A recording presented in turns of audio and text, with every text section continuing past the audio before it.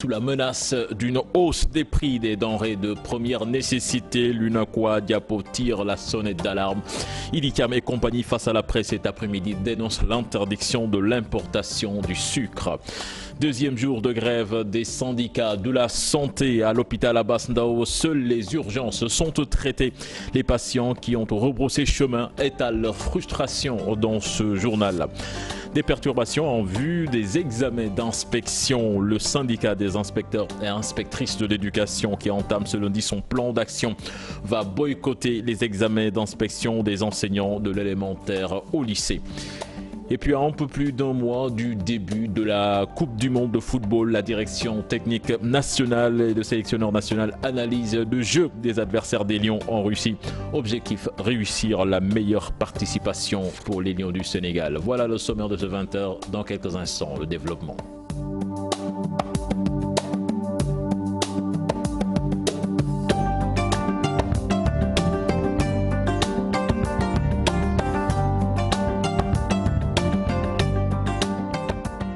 Bienvenue à toutes et à tous. Deuxième jour de grève des syndicats de la santé à l'hôpital Abass Ndao. Seules les urgences sont respectées. Des malades venus pour se faire consulter ont rebroussé chemin. Leur colère, ils ne le cachent pas. Ces usagers demandent par ailleurs au chef de l'État d'ouvrir de sérieuses négociations avec les syndicalistes. Le constat dans ce reportage signé Maïmouna Ndiaye et Pop Sangone Baye. Elle a quitté Pékin très tôt le matin pour honorer son rendez-vous médical. À sa grande surprise, les syndicats de la santé sont en grève de 72 heures. Aram se désole. Quand je suis arrivée, l'accueil m'a tout simplement notifié qu'il y a grève dans cette structure hospitalière. Vous voyez, je rentre chez moi jusqu'au 18 mai prochain. C'est vraiment une perte de temps. C'est dommage qu'on en arrive là. Damsila, lui, est plus chanceux. Le service cardiologie de l'hôpital Abass Ndao a ouvert ses portes pour assurer les urgences.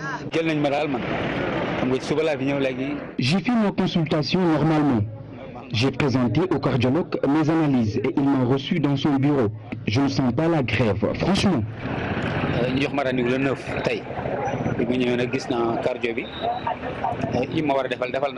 Paralysie du secteur de la santé, des malades ne souhaitent plus revivre cette situation. Ils exhortent le gouvernement à respecter ses engagements envers les syndicats. Pourquoi observer un mouvement? Je ne partage pas du tout cette démarche. Un boycott est la dernière des choses à faire. Le gouvernement doit recevoir ses syndicalistes, ouvrir des négociations sérieuses afin de trouver une solution et résoudre définitivement ce problème qui perdure. Après ce mercredi, les syndicats de la santé reprennent leur mouvement ce vendredi pour boucler le troisième plan d'action. Et puis les étudiants de l'ENDSS protestent devant le ministère de la Santé. Selon eux, le ministre de la Santé n'a pas respecté ses engagements issus de leur dernière rencontre. Leur porte-parole que je vous propose d'écouter au micro de Fatou Bintou Conté. Depuis le 23 octobre jusqu'à présent, les étudiants de l'ENDSS sont en mouvement. Et la raison de ce mouvement, ce n'est rien que l'application du système LMD, la séparation des examens de certification et les recrutements des produits de l'ENDSS. Le 26 février passé, le ministre de la Santé nous avait reçus dans les locaux du ministère de la Santé pour nous dire qu'il a satisfait nos points revendicatifs. Et au dernier moment, on s'est rendu compte que le ministre était dans une logique de se dédire de ses paroles. C'est ce que les étudiants de l'ENDSS ne vont plus accepter. Parce qu'on ne peut pas être dans un pays où une autorité se dit et se dédie. Donc, le ministre, actuellement, les étudiants de l'ENDSS ont fait plusieurs tentatives pour le rejoindre, pour parler avec lui en concertation pour régler ce problème une bonne fois pour toutes. Mais il paraît qu'il y a parmi les gens qui l'entourent qui sont en train de nous parer. Parce qu'ils vont lui faire comprendre que les étudiants de l'ENDSS sont des politiques. Ils sont là pour défendre l'intérêt des gens qui sont derrière eux. Alors que nous ne sommes que des étudiants. Toujours sur le front social, le syndicat des inspecteurs et inspectrices de l'éducation du Sénégal déroule son plan d'action. À partir de ce lundi 14 mai, les inspecteurs vont boycotter les examens d'inspection des enseignants de l'élémentaire au lycée. Là-dessus, nous écoutons les explications d'El Kantarassar, secrétaire général du syndicat, au micro d'Aminata Mbaresso. Ces préoccupations tournent autour de 4 grandes catégories. Le cadre réglementaire, les textes, avec des problématiques liées à l'iniquité dans le traitement de certains corps. L'autre élément, c'est les questions financières. Sur ces questions-là, il y a la problématique de l'indemnité de logement. Et notre position à nous, elle est un peu plus proche de celle du médiateur de la République qui a fait une proposition dans ce sens et incitant les pouvoirs publics à échelonner l'indemnité de logement. L'autre problématique est liée à l'indemnité de contrôle et d'encadrement pédagogique. Sur ces deux questions-là, à côté de la question de l'indemnité de logement des inspecteurs d'académie, alors donc ce sont ces questions finalement qui entrent en droite ligne de cette logique de correction des iniquités dans le régime indemnitaire des agents de la fonction publique qui fondent un peu notre préavis. C'est pourquoi nous avons décidé que du lundi 14 mai au vendredi 25 mai, nous allons effectuer un gel au niveau du segment examen professionnel de l'élémentaire au moyen secondaire, en espérant que ce sera un premier niveau qui sera largement suffisant et qu'on n'aura pas besoin de déployer d'autres éléments dans cette logique de plan d'action pour que le gouvernement dirigeante la procédure de résolution de problèmes telle qu'elle se pose à nous.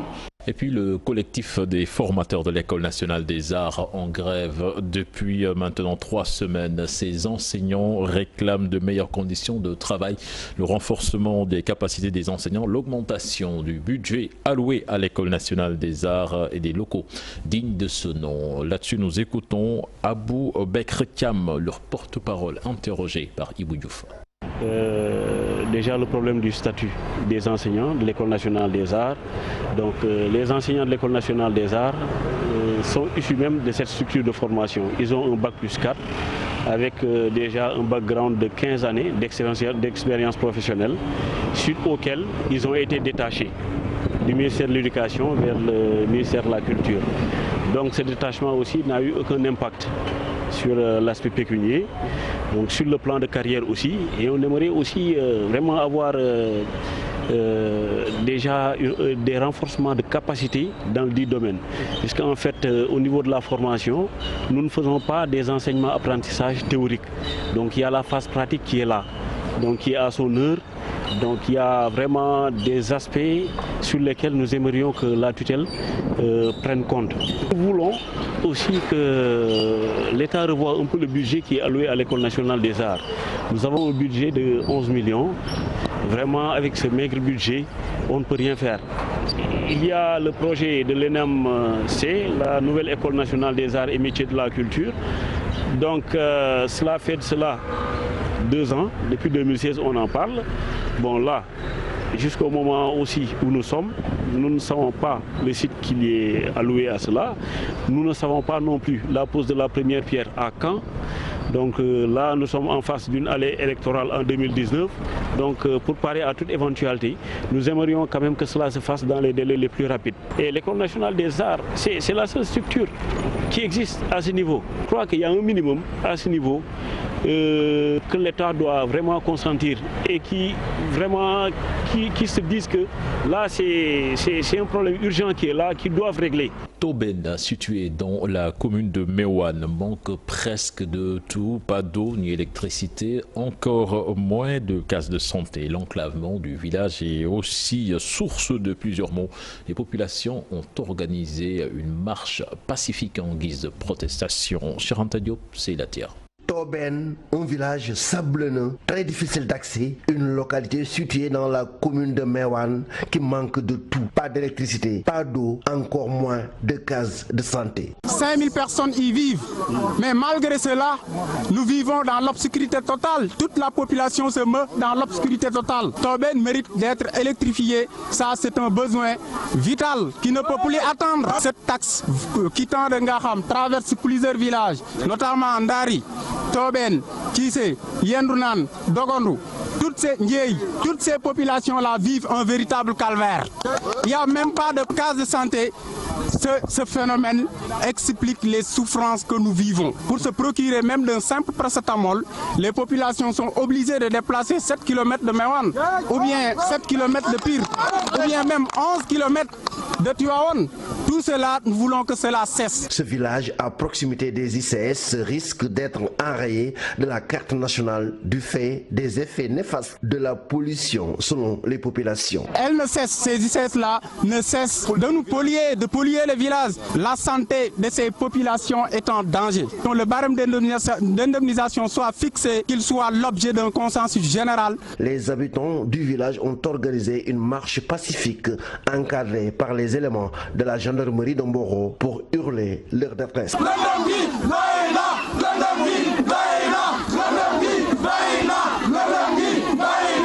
Vous l'annoncez dans les titres de ce journal, probable hausse des prix des denrées de première nécessité. L'UNACOIS Diapo avertit, de nouvelles mesures sont prises par le gouvernement pour favoriser cela.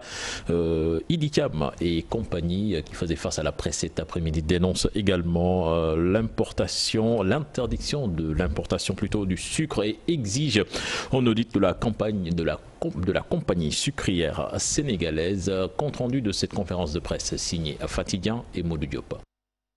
De nouvelles mesures prises par l'État concernant certaines denrées, une hausse probable des prix. Face à cette question, UNACOIS Diapo avertit. Extrait.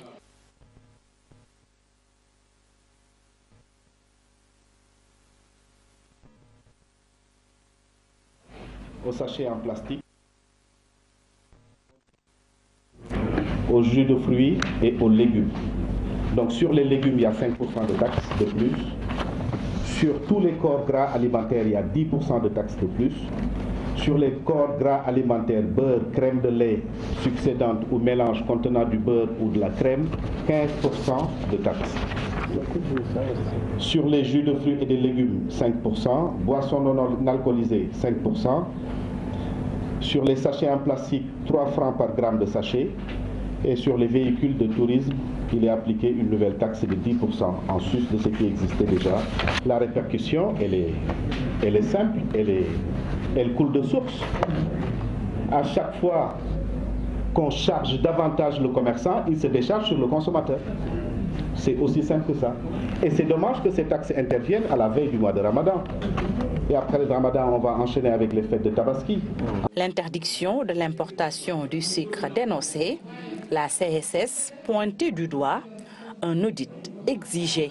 Parce que nous avons vu le président, face à des syndicalistes instrumentalisés par la compagnie sucrière, se lever pour lui demander de protéger la production locale et d'interdire les importations de sucre. Il y a une différence fondamentale entre protéger une production locale et interdire une activité d'importation, qui est une activité régulière, autorisée par toutes les lois en vigueur dans l'espace de la CEDEAO. Il n'y a pas un seul pays de la CEDEAO qu'on peut nous citer où il est interdit d'importer quoi que ce soit. UNACOIS regrette le non-respect des accords de commercialisation, accords signés en 2012. Nous sommes liés avec l'État par différents accords de commercialisation et de régulation. Accord sur le riz, accord tacite sur le sucre, sur les produits horticoles et récemment sur l'huile, et certainement, probablement, nous aurons bien d'autres accords et je dirai pourquoi. Nous avons délibérément accepté de souscrire à ces accords parce que ce sont des accords qui visent essentiellement à soutenir la production locale. Mais malheureusement, sur tous les accords que nous avons eus avec le gouvernement, nous nous sommes rendus compte qu'à l'exécution, il y a eu beaucoup de manquements. UNACOIS Diapo souhaite l'application de la loi et l'intervention du chef de l'État. Autre aspect de l'actualité, l'association sénégalaise pour la promotion de l'astronomie annonce le début du mois de Ramadan pour le jeudi 17 mai prochain. Et justifie cette annonce par le fait que la lune ne sera pas visible à l'œil nu le mardi 15. Maram Kairé, son président, que je vous propose d'écouter au micro de Dissa Prera et Aombaï. On a beaucoup plus parlé en fait du premier jour où on peut observer le croissant, c'est-à-dire le jeudi 16. Et par conséquent, bien entendu, le premier jour, Inch'Allah, devrait être le jeudi 17. Alors sur quoi on se base? C'est le moment précis où la Lune démarre son nouveau tour, qui correspondra donc au mardi 15 à 11h48. Maintenant, ce qui va se passer, c'est qu'au moment où le Soleil va se coucher le mardi 15, la Lune va être trop proche, donc, et l'intervalle qui les sépare, ce sera de 10 minutes. Et pendant ces 10 minutes, le Soleil est encore présent, la lumière empêchera de voir ce croissant pour le mardi 15. C'est pour ça qu'on a écarté cette journée du mardi 15 pour le Sénégal en disant que ce n'est pas possible de le voir. Et si on veut l'observer correctement, c'est le mercredi 16, au moment où le soleil va se coucher, la lune va être dans le ciel jusqu'à 20h42, ce qui laisse suffisamment de temps, quasiment 1 heure de temps, où on peut observer ce croissant. Et bien entendu, les autorités religieuses, sur la base de ce constat, pourront décréter effectivement le 17 comme le premier jour du mois de Ramadan. Alors, une chose qui est importante également à préciser, souvent il y a des informations qui viennent d'autres pays. Je voudrais vraiment attirer l'attention ce mois-ci pour dire que pour les pays de l'Asie, l'Europe, l'Australie et autres, la Lune va se coucher avant le Soleil. Et donc les informations qui pourraient venir de là-bas seraient purement basées sur des calculs, mais pas sur une observation à l'œil nu. Comme le Sénégal, le critère c'est de pouvoir le voir à l'œil nu, il faut attendre le mercredi 16 pour le voir. Nous allons en Casamance à présent, à quelques semaines du début des travaux champêtres. L'État dote les paysans de la région de matériaux agricoles. Pour les femmes plutôt de la région, le programme de développement de la Casamance. Les détails dans cette correspondance signée Boubacar Diassi et Lamine Magnan. À quelques semaines de l'hivernage dans la partie sud du pays, le projet Pôle de développement de la Casamance PPDC équipe les paysans de la région de Ziguinchor en matériel de travail. Depuis quelques années, l'État est en train de mettre beaucoup l'accent sur l'autosuffisance riz. Cela veut dire qu'on va produire plus, mais quand on regarde la façon dont on travaille, les femmes interviennent beaucoup dans le décortiquage et dans la transformation. Donc si on produit beaucoup, et qu'on ne met pas l'accent dans la mécanisation aussi de ces segments, on risque tout de suite de submerger les femmes. Ce matériel devra être d'une grande utilité pour ses bénéficiaires. Il faut regarder toutes les incidences, en tout cas sur la charge de travail des différents acteurs des ménages. Donc c'est ça qui justifie le travail qu'on est en train de faire. Au-delà de ce matériel de décortiquage et de battage, on envisage de faire des tests aussi sur du matériel pour la récolte et du matériel pour le repiquage. Donc ça aussi, c'est des segments sur lesquels les femmes sont très présentes. On pense que si on arrive à trouver des solutions appropriées, ça peut beaucoup aider au développement de la riziculture en Casamance. Au-delà de cette dotation, les bénéficiaires devraient subir des formations relativement à la gestion, la maintenance, mais aussi la recherche de financement au niveau des banques de la place. Et puis les responsables de l'agence régionale de Fatick demandent aux autorités locales de miser sur les énergies renouvelables face aux conséquences du changement climatique. Du côté des collectivités locales, on demande le soutien de l'État pour l'accès à cette énergie. Abdourahmane Diallo, Mamadou Gueye nous en disent davantage. Avec le changement climatique noté récemment, les autorités pensent qu'il est temps de revoir les causes, mais aussi essayer d'utiliser les méthodes ou systèmes qui vont contribuer à la réduction de l'émission de gaz à effet de serre. Les énergies renouvelables peuvent contribuer à cette lutte. La réduction ou bien le dérèglement de la pluviométrie, les questions des régions côtières sont très connues. Et ça, justement, la cause initiale, c'est les gaz à effet de serre. Une fois donc que le lien entre consommation d'énergie et changement climatique, effet de serre est compris par les populations, elles pourront comprendre, adhérer de façon définitive et responsable sur l'orientation de l'énergie solaire. Ça, c'est un objectif. Mais une fois aussi cette option d'énergie solaire est adoptée, il faudrait faciliter l'accès, l'utilisation et la question de l'entretien des équipements. Ce premier forum régional sur l'énergie solaire a vu la participation des collectivités locales de Fatick et Diourbel. Elles demandent l'appui des autorités pour permettre à leur population de bénéficier de cette énergie, vu qu'actuellement l'électricité est devenue une nécessité. Là, en tant que collectivité locale, je dirais que nous nous engageons fermement à adhérer à ce forum et à demander aux partenaires financiers et aussi aux partenaires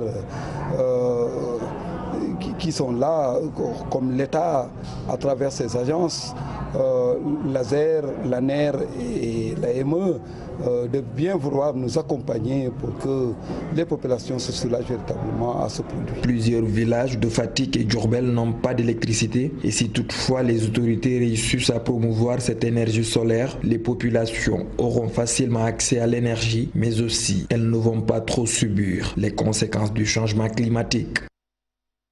Retour à Dakar, ils ont finalement tenu leur marché hebdomadaire. Il s'agit bien sûr des vendeurs de friperies du marché Gueule-Tapée. La préfecture de Dakar a divisé le long de ses allées pour la biennale. Les exposants, rappelons-le, sont contre cette cohabitation. Un reportage signé Cheikh Diop et Mohamed Dian. Gueule-Tapée, sur les lieux, l'organisation du marché hebdomadaire a pu se tenir.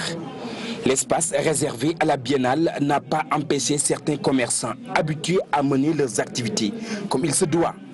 Je essayer pour l'al, mais vous me dàqee ma dem. Vous me dàq, bu ne wéy fi laal man ma dem. Waaw mais loo gis rek affaire dañ koy waxtaane quoi.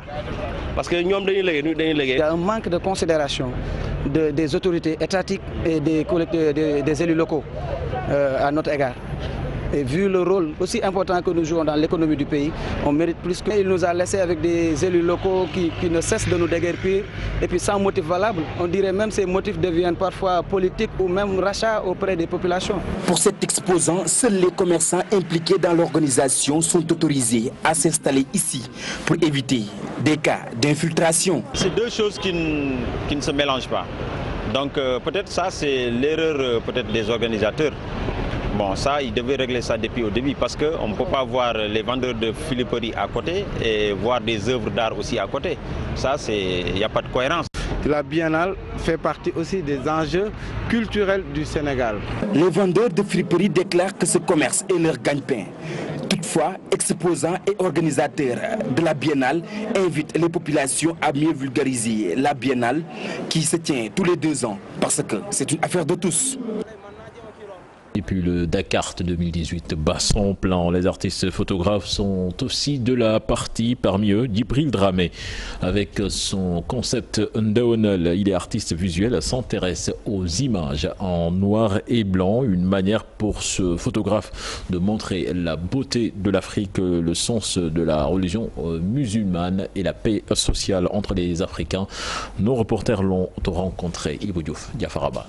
La Biennale de l'art contemporain africain, c'est aussi les photographies. Cet artiste sénégalais a choisi ces images en noir et blanc pour marquer l'événement. C'est les arts visuels en général.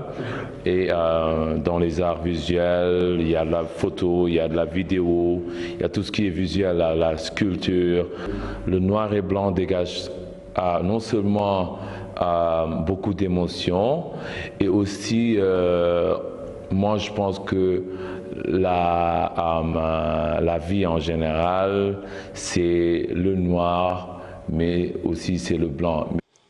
Ndaonal est son concept, le noir et blanc pour parler d'une Afrique positive, et cette fois, l'un des clichés. Nous avons la culture noire est importante pour l'équilibre de l'humanité, une nouvelle humanité, le rouge comme on dit, comme a dit Simon Djamil.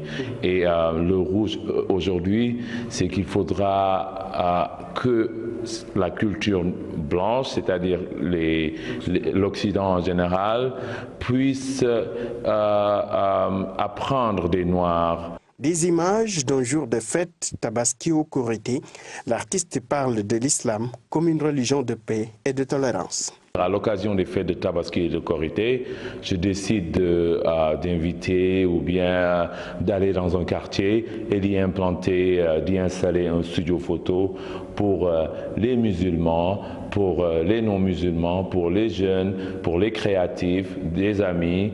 Et l'idée c'est aussi de prendre en main notre communication. Parce que pour moi, je crois en la littérature visuelle. Moi, je pense que si aujourd'hui le monde ne se comprend pas, et qui est beaucoup de discorde, c'est qu'il y a tellement de mots et finalement les gens oublient même les vrais débats. Biennale Dakar 2018, l'artiste s'appuie sur ce visuel pour transmettre son message, ces images en noir et blanc qui évoquent la belle Afrique, le vrai sens de l'islam et cette cohésion sociale entre des individus de religions différentes. Toujours en culture, l'exposition Hangul langue en coréen. La Biennale invite les Sénégalais à conserver leur langue qui est la base d'une culture. Pour les exposants coréens, égyptiens et sénégalais, la colonisation certes a eu un impact sur l'utilisation de la langue nationale, n'empêche, elle doit être mise en avant. Un sujet signé Aïssatou Paye et Modou Diop. Langage du corps.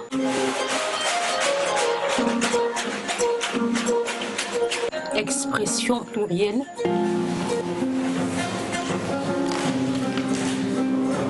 Les flammes de l'espoir.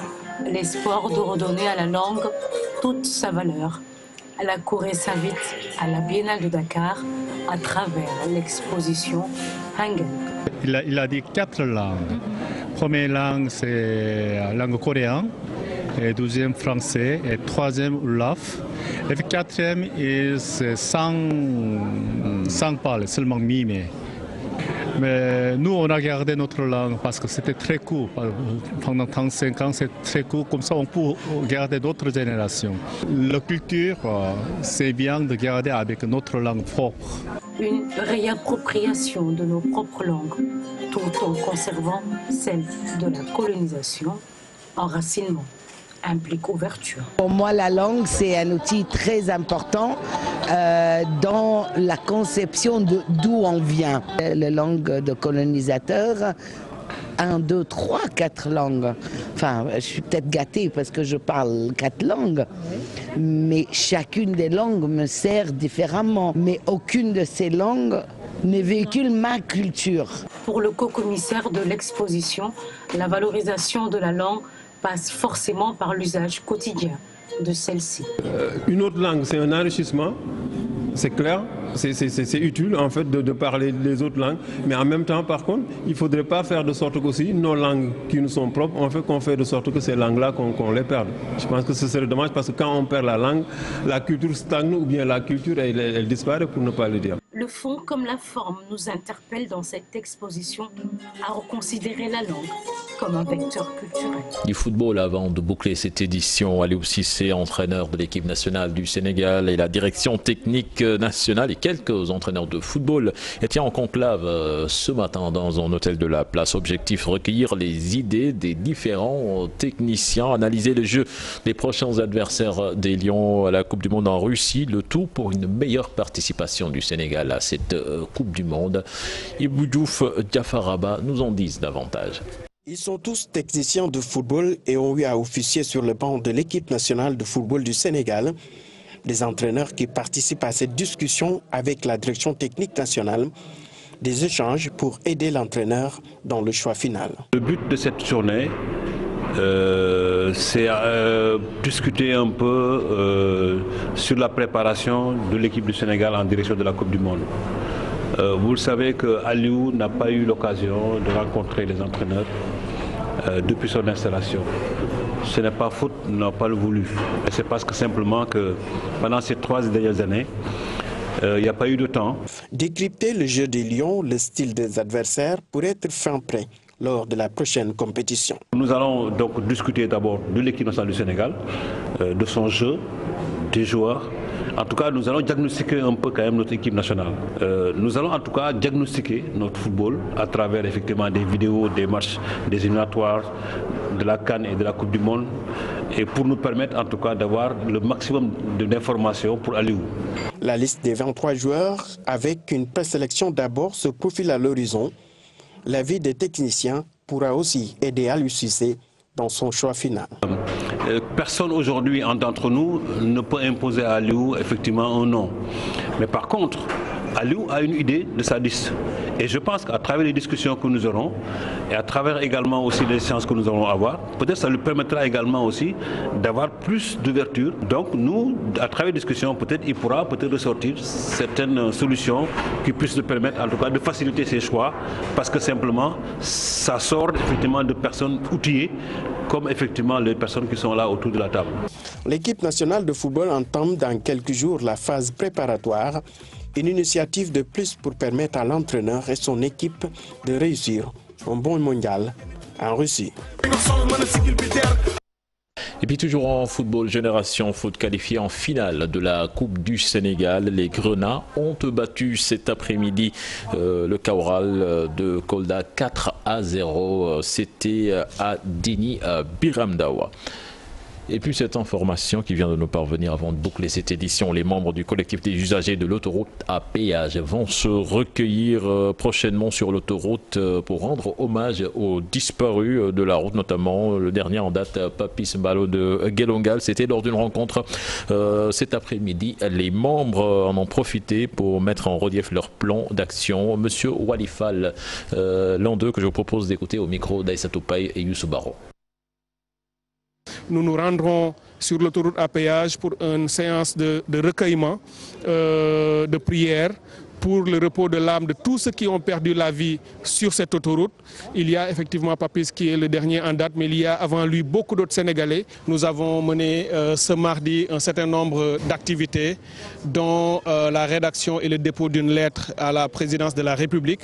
Lettre dans laquelle nous avons demandé au président de la République, premièrement, de publier le contrat de concession qui lie l'entreprise Sénag SA à l'État du Sénégal, parce qu'il y a évidemment un principe de redevabilité et de transparence.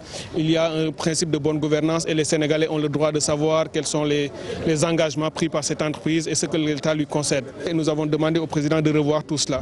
Mais après cet acte vers la présidence de la République, nous avons été également au tribunal où, avec l'appui sur d'ailleurs autorisation de la famille d'abord, mais aussi avec l'appui des juristes, des avocats, une plainte a été rédigée et déposée auprès du tribunal pour mise en danger de la vie d'autrui, mais également pour homicide involontaire, et pour que cette plainte donne à la justice les moyens d'aller jusqu'au bout pour que cette affaire soit tirée au clair.